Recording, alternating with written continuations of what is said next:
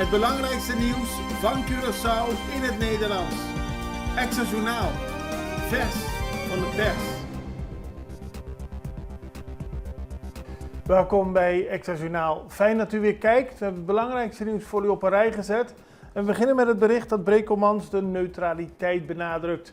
Het gaat om de Nederlandse minister van Defensie, Ruben Brekelmans, die nu ook verantwoordelijk is voor buitenlandse zaken na het vertrek van de partij NSC uit de coalitie in Nederland. Maar hij heeft gereageerd op vragen van 3 leden van D66 over de mobilisatie in Venezuela en de veiligheidsontwikkelingen nabij Curaçao, Aruba en Bonaire. Hij laat weten dat het Nederlandse kabinet op de hoogte is van de aanwezigheid van Amerikaanse marineschepen in het Caribisch gebied, maar hij benadrukt dat het een nationaal aangestuurde inzet door de VS is. Het Koninkrijk is niet bij de inzet betrokken en hij legt uit dat volgens Amerikaanse media de marineschepen worden ingezet voor intensivering van drugsbestrijdingsoperaties. Ook zegt hij dat Amerika een van de belangrijkste partners voor het Koninkrijk is op het gebied van counterdrugsoperaties. Maar ja, nogmaals, de hele inzet van de marineschepen is aangestuurd door de VS. Het Koninkrijk is er niet bij betrokken. Aldus de minister in reactie op vragen van 3 leden van D66. Volgens CRA is de blackout onacceptabel. De Curaçao Restaurant Association, CRA, uit diepe bezorgdheid en verontwaardiging over de grootschalige stroomuitval die Curaçao woensdag trof. De gevolgen voor de restaurantsector zijn ernstig, aldus de organisatie. Die legt uit dat veel horecabedrijven noodgedwongen moesten sluiten en daardoor aanzienlijke inkomsten misliepen. Ook is veel voedsel verloren gegaan door de langdurige stroomonderbreking die op sommige locaties meer dan 18 uur duurde.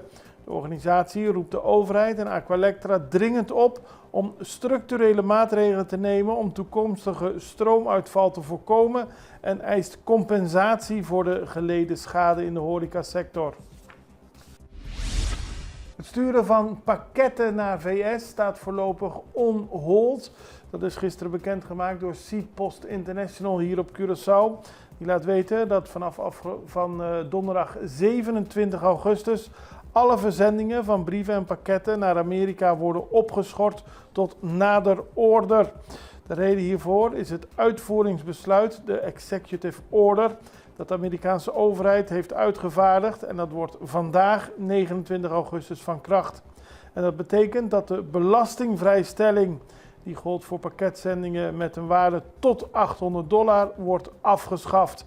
En dit heeft directe gevolgen voor alles wat vanuit Curaçao naar Amerika wordt verzonden. Er zal een minimum invoerrecht van 10% worden toegepast op de waarde van de goederen die naar de VS worden gestuurd. En dat betekent dus dat het veel duurder wordt. Seedpost betreurt het ongemak en blijft zich inzetten om de dienstverlening naar Amerika zo spoedig mogelijk te hervatten. Geslaagde eerste avond van het Curaçao North Sea Jazz Festival 2025. Het was een opwarmer, maar wat voor een. Want Gilberto Santa Rosa die speelde en Gilberto Santa Rosa trok weer heel veel mensen. Daarnaast was het de beurt aan Kool and the Gang die al decennia lang ook heel veel mensen trokken. Dus voor de aanwezigen was het een geslaagde bijeenkomst. En de Curaçao North Sea Jazz Festival gaat vandaag, vrijdag 29 augustus en zaterdag 30 augustus verder. En dan komen er vandaag onder meer artiesten als Ricky Martin, Ryan Castro, Sheila E., Nio en de Gypsy Kings. En morgen, zaterdag 30 augustus, treedt op Corey Henry, Gonzalo Rubalcaba, Jacob Collier, Snoop Dogg, Thames en Sima Funk. Om niet alle artiesten te noemen, maar wel een groot deel. Veel plezier. Verbod op drones bij festival. Veel plezier, maar kom niet met een drone aan. En ook buiten het festivalterrein, ga niet met een drone boven het festival hangen. De Burgerluchtvaartautoriteit van Curaçao heeft een dringende oproep aan alle dronegebruikers gedaan om geen drones te laten vliegen in het gebied van Parasassa tijdens het Curaçao North Sea Jazz Festival. De reden voor de maatregel is het garanderen van de veiligheid van alle bezoekers.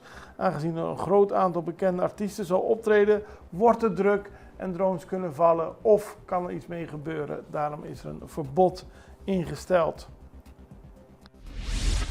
UOC blij met accreditatie. De Universiteit van Curaçao, Dr. Moises da Costa Gomes, heeft gisteren laten weten heel blij te zijn met het goede resultaat van een reaccreditatietraject van het NVAO. Dit heeft namelijk geleid tot een volledig positieve beoordeling van het programma Bachelor of Management Studies.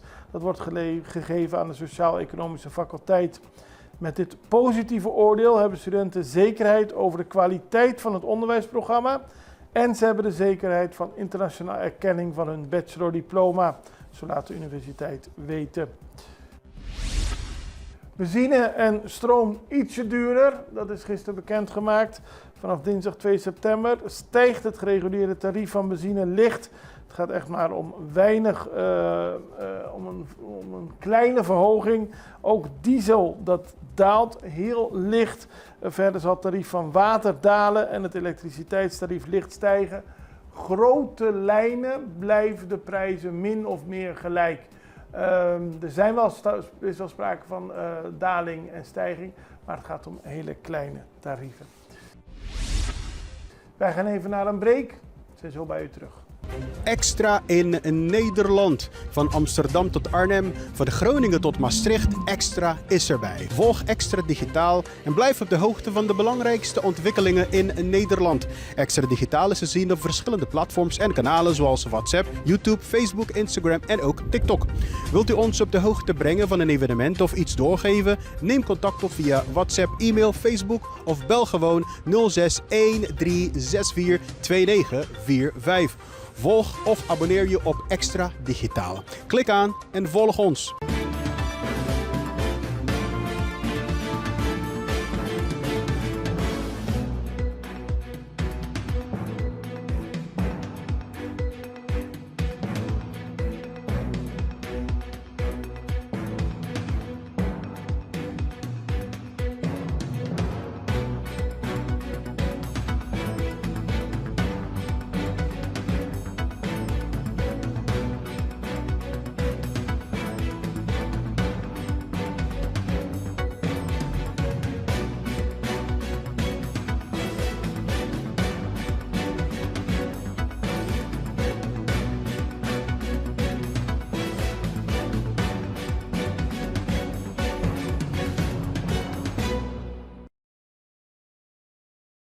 We beginnen met nieuws over Geert Wilders, de leider van de PVV.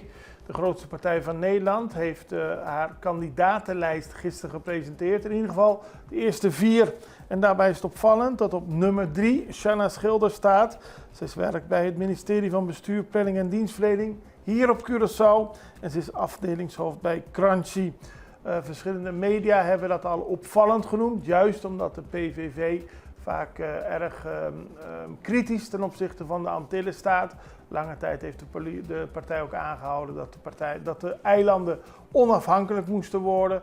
En daarbij is het opvallend dat iemand die werkt op Curaçao al lange tijd, op de lijst staat. Maar het is natuurlijk de mogelijkheid voor de PVV om dat te doen. En iedereen kan op haar stemmen die dat wil. Het gaat om, wat ik zei, Shanna Schilder. Zij is nummer 3 op de lijst. Op lijst 2 staat Sebastian Stutteler. En op nummer 4 Annelot Lammers.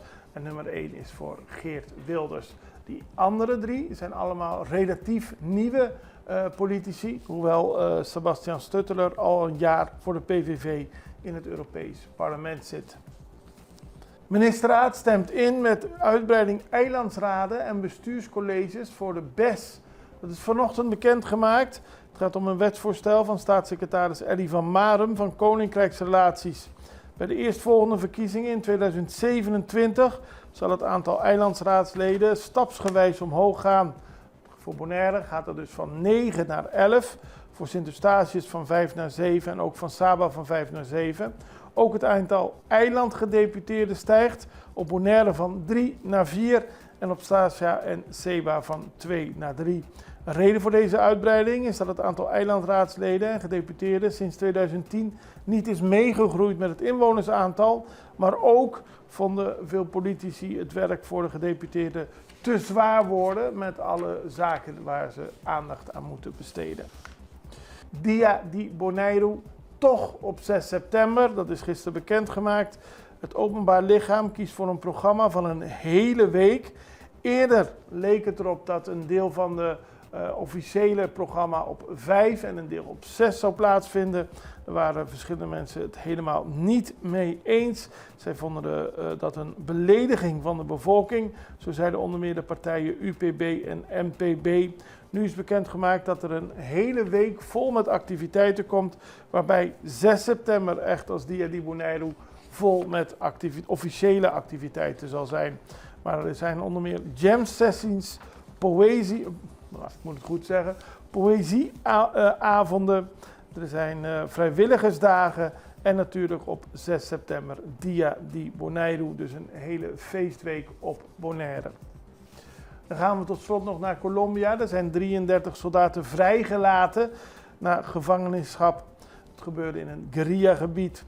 Een 30-tal soldaten is donderdag vrijgelaten na 3 dagen te zijn vastgehouden in een guerrillagebied vol met cocavelden, waar de grootste dissidentengroep van de voormalige FARC actief is. Na zware gevechten met de rebellen verhinderden maandag zo'n 600 bewoners dat de troepen het gebied konden verlaten. Dat ging als een gijzeling voor 33 soldaten. Ze zijn dus nu vrijgelaten en beelden op sociale media tonen gewapende militairen samen met ongewapende boeren in rubberlaarzen. En de dorpelingen hebben gevraagd dat een lichaam van een burger die omkwam tijdens de gevechten teruggegeven wordt. Dat gaat om een inwoner van het gebied waar de gevechten plaatsvonden. Daarmee zijn we aan het einde gekomen van deze aflevering van Extra Journaal. Ik wens u een heel prettig weekend en tot begin volgende week. Tot dan, het beste, dag.